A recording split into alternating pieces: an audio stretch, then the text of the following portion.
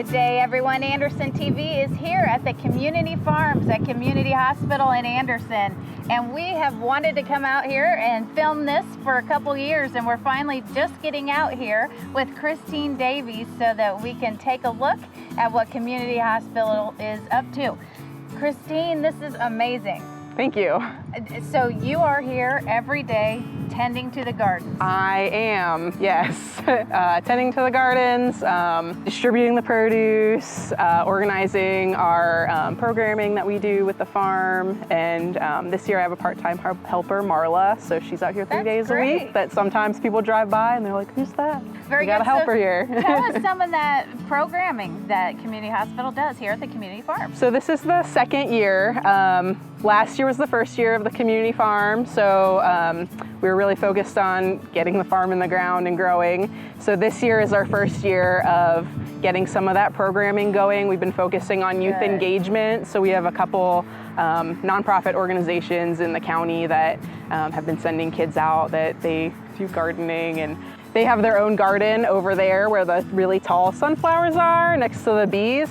That's our youth garden, so we have kids in the community who come out and they help tend that. They take the produce back to their facilities and use it there. And for the summer, we had kids in the Kid Connection program at Alternatives come out once a week. We also started seeds with them in the spring as well. And we did the same with the Madison County Youth Center teens that do day and evening reporting. We started seeds with them early in the spring, and then they came out once a month this year. That's wonderful. So you really are drawing in from people throughout the community to come and help with the community farms. Yes, yes. And we also have we have volunteers who come out and help us if anyone's interested in volunteering. That's through the main volunteer office at the hospital. And we work with kids who have community service to do too.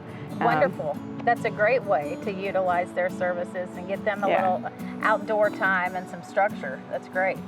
So when I'm looking around the gardens, I see you have both flowers and vegetables. So tell us a little bit about both of those components. Yeah, so we grow vegetables. The vegetables go into the dietary department at the hospital. So they get used in the cafeteria and going to patients that way. That's perfect. We also partner with our care navigators who work with outpatients to make sure they're getting to their appointments, to identify patients who have a need for fresh produce, to get them produce directly. We partner with the Carry Me High Food Pantry on the west side to take some produce over there. And then the kids take produce back to Alternatives with them to use in their kitchen. And then when we have like way too much to harvest, the Christian Center is really awesome, and they'll send guys out to help harvest, and then they take a big quantity of that back with them. A lot of not-for-profits in Anderson are getting the produce along with the hospital, which is fantastic. Yep. Good. Okay, and then tell us about the flower gardens. I love flowers. So tell me what happens with those beautiful flowers that you're growing. So we grow pollenless sunflowers, and our goal throughout the summer is to get a pollenless sunflower to every patient who is staying in the hospital. Okay, so tell me a little bit about pollenless. Why does it need to be pollenless? They're pollenless for two reasons. One is that when you cut sunflowers and put them in a vase in your house, if they have pollen, they will drop their pollen and make a mess. Yes. And second is allergies. So a lot of people are allergic to pollen, so we don't want to take that and put it in somebody's room and put in something that could be an issue. The first thing I want to start with, though, is the beehive. Now, yes, I know this is a big deal because the bees are a big deal right now. People are worried about them going extinct. So tell us a little bit about what Community Hospital is doing with that effort. So last year we grew a lot of cucumbers, and cucumbers need to be pollinated by insects. So when a local beekeeper approached me about interest in having bees at the farm, it was, it's like, yes, we need them. Not only because bee populations are decreasing, but also because it would have a direct effect on the yield that we can have here at the farm. So then we applied for, it's a youth education beekeeping grant through the Whole Kids Foundation and the Bee Cause.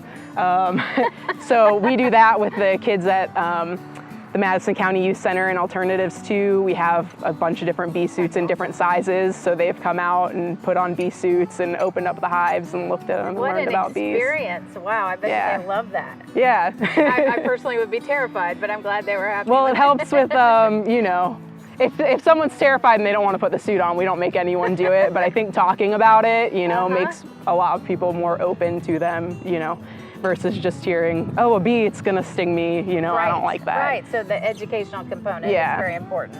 Very Absolutely. good. Well, let's go take a look at that. Sure.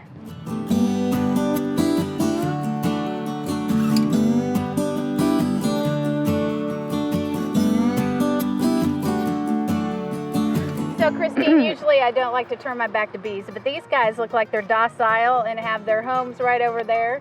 So these are 2 hives, is that correct? Yes, we have 2 hives. They're very calm bees, they're friendly. We can stand this close to them and not get stung. They just want to go about their work as long as we don't swat at them. Yeah, won't do that. We will be A-okay. So tell me who it was that brought these out here and then has been working with you guys on the education component. John Succo is the local beekeeper who comes out here, and he's really awesome. He comes out when the kids come out for education, and he knows so much more about bees than I do, and he helps with all of that education and opening the hives and showing them what's going on in there and explaining everything, and he's really great. So tell me, what's the disparity between the 1 level and 2? What does that mean? It's just the size of the hive. Okay. So these guys, each of those, the base level box, so that one that's just 1 box, it's 10 frames. Both of these hives started out as 5-frame nuke boxes, so they start out in hives half this big, and then as the hive grows inside the box, we upgrade to give them more space. If they have too much space right off the bat, it's not a suitable home for them. So like they don't want to live in a home that's too big. Yeah, okay. In the early spring, when we first put them out here, it was sugar water, because when they moved here from where they lived before, they didn't know where the flowers were. It was spring, so there weren't as many flowers out, so we supplemented them with sugar water so that makes they sense. wouldn't think that there was no food around until they could get established. But now it's just plain water. Very good. And then they also help, obviously, with your cucumber crop. Absolutely, yes. They help pollinate cucumbers. Melons and squash are really important to be pollinated by insects. Okay, Christine, before we look at the flowers real quick, I do want to ask you how you got involved in doing this community farm. So what's your background?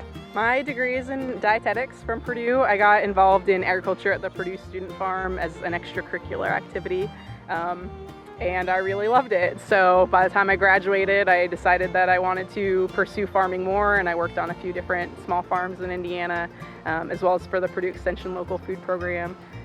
It's actually super funny. When I was a student at the student farm at Purdue, my farm manager at the time told me, since I was studying dietetics, that she had this friend who worked at a hospital managing a farm. I was like, oh, that's a cool job, but that never happens, right?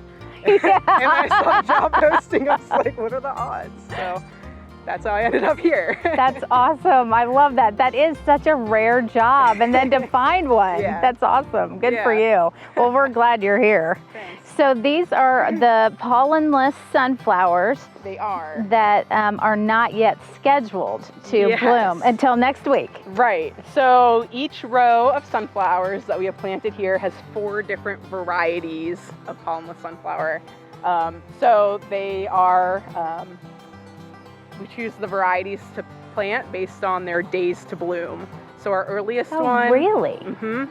Our earliest one we plant blooms after 55 days about, and then our latest one is 70 to 80 days. So we plant them all on the same day, so then they're kind of staggered over every week or 2 having a new batch of sunflowers, which also gives us varieties because they don't all look the same either. Right. All the varieties that we pick to bloom on that staggered schedule.